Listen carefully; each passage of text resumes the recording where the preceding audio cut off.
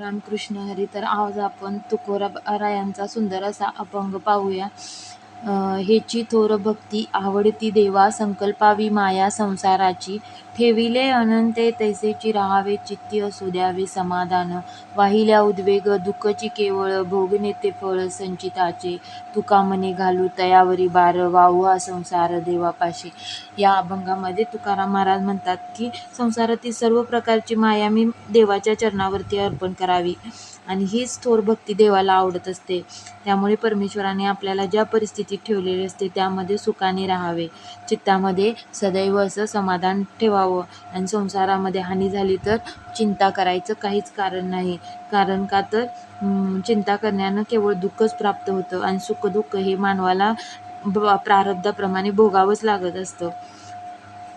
तुकाराम महाराज म्हणतात, आपला सारा संसार देवाच्या चरण कमलावरती वाहू आणि सारी सुखदुःखे त्यालाच अर्पण करू. त्यामुळं आपण काय होणार आहे, समाधानी राहणार आहे, आणि आपल्या मनामध्ये काय होणार आहे, समाधान राहणार आहे. त्यामुळे महाराज म्हणतात, ठेविले अनंते तैसेची राहावे, चित्ती असू द्यावे समाधान. पुढल्या अभंगामध्ये, जन्मा येणे घडे पातकाचे मूळ, संचिताचे फळ आपुलिया. मग वायाविन दुःख वाहू नये, रुसून या काय देवावरी. ठाऊकाची आहे संसार दुःखाचा, चित्ती सीन त्याचा वाहू नये. तुका म्हणे नाम त्याचे आठवावे, तेने विसरावे जन्मदुःख. प्रत्येक प्राणी मात्र जन्माला येतो त्याचे कारण पाप आहे. ज्याला तो देह लाभलेला आहे ते त्याच्या पूर्वसंचिताचे फळ आहे. तर मग त्यासंबंधी दुःख करून काय उपयोग? देवावर देखील रागावून उपयोग होणार नाही. हा संसार दुःखरूप आहे हे आपणास जर माहीत आहे तर मग त्याचा त्रास आपल्या मनामध्ये का करत बसावा? म्हणून महाराज म्हणतात, त्या सर्व शक्तिशाली देवाचे नाव सदैव स्मरावे, त्याच्या निस्वार्थ प्रेमाने संसाराचे दुःख विसरून जावे. आता माझे नका वानू गुणदोष, करीतो उपदेश याचा काही. मानदंभासाठी छळीतसे कोणा, आन या चरणा विठोबाची. तुका म्हणे हे तो ठावे पांडुरंगा, काय कळे जगा अंतिरेचे.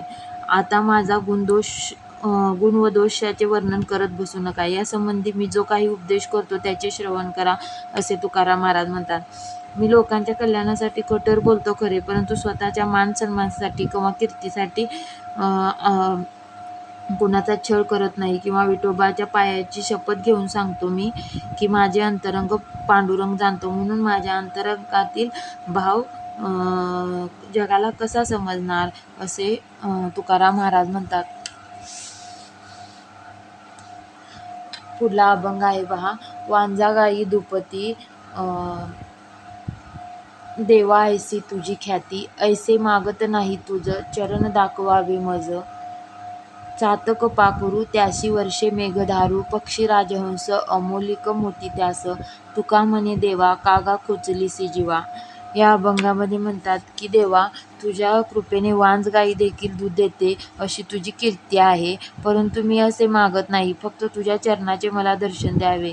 चातक पक्षाला जशा पावसाच्या एका थेंबाची आवश्यकता असते, पण त्यासाठी मेघ ज्याला ढग हा पूर्ण पाऊस पाडतो, राजहंस पक्षाला अनमोल मोती मिळतात. म्हणून तुकाराम महाराज म्हणतात, देवा माझे स्पष्ट बोलणे तुझ्या मनाला का लागते? परते मी आहे सहजची दूरी, वेगळे भिकारी नामरूपा. न लगे रुसावे धरावा संकोच, सहज ते नीच आले भागा. पडियेले ठाई उच्चिष्ट सेवावे, आर्ततेची देवे केले ऐसे. तुका म्हणे तुम्ही आम्हाजी वेगळे, केले ते निराळे द्विज देवा.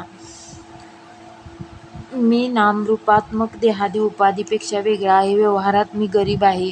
माझ्या वाट्याला जे आले त्याचा मी संकोच धरत नाही. संतांचे उष्टे सेवन करावे ही माझी इच्छा. याप्रमाणे मला जे पाहिजे ते ईश्वराने केले आहे.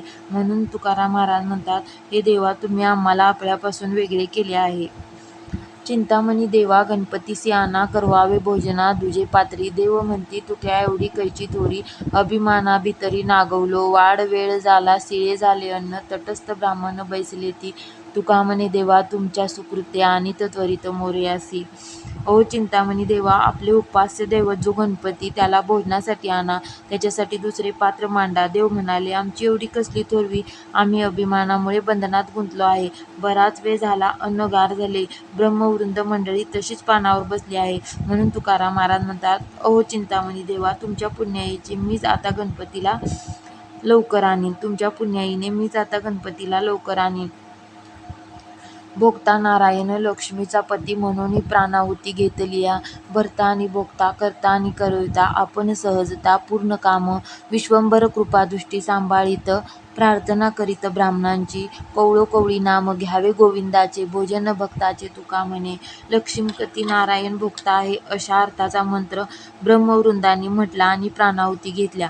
पालन करता आणि सर्व करिता देव आहे. देव हा पूर्णकाम आहे असा सर्वव्यापक देव ब्रह्मवृंद मंडळीकडे कृपादृष्टीने पाहून शांततेने भोजन होऊ दे असे म्हणत आहे. म्हणून तुकाराम महाराज म्हणतात, याप्रमाणे देव आणि भक्त यांचे भोजन एकत्र पंक्तीत सुरू आहे. म्हणून सर्वांनी घासाघासाबरोबर गोविंदाचे नामस्मरण करावे असे तुकाराम महाराज म्हणतात.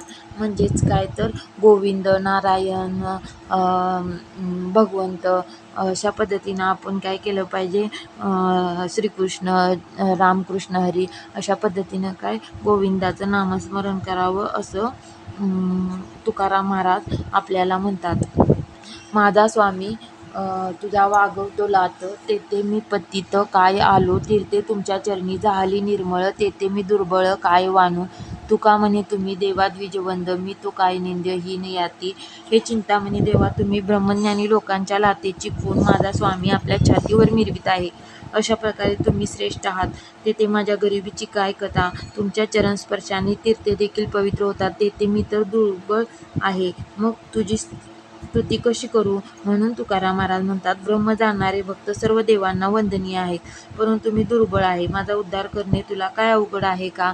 अशा पद्धतीने तुकाराम महाराज म्हणतात की ठेविले अनंते तैसेची राहावे, चित्ती असू द्यावे समाधान. कारण का तर ज्या अर्थी आपण जन्म घेतला त्या अर्थी आपल्याला भोग हे मिळणारच आहे, म्हणजे सुखदुःख हे मिळणारच आहे. त्यामुळं जसं ठेवलं आहे, जशी परिस्थिती आहे त्यामध्ये आपण काय शांत चित्ताने ती परिस्थिती हाताळली पाहिजे असे महाराज सांगतात. थँक्यू.